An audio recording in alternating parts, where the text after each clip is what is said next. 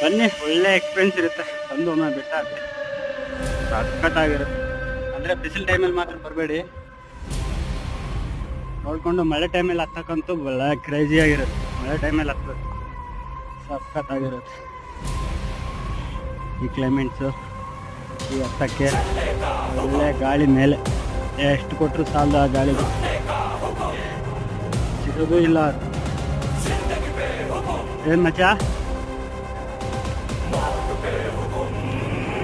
ನಂದಿ ಬೆಟ್ಟ, ನಂದಿ ಬೆಟ್ಟದ ಕ್ರೇಜಿ ಬೇರೆ, ಈ ಕ್ರೇಜಿ ಬೇರೆ. ನೋಡಿ ಹೆಂಗಿದೆ, ನೋಡಿದ ಮೇಲಿಂದ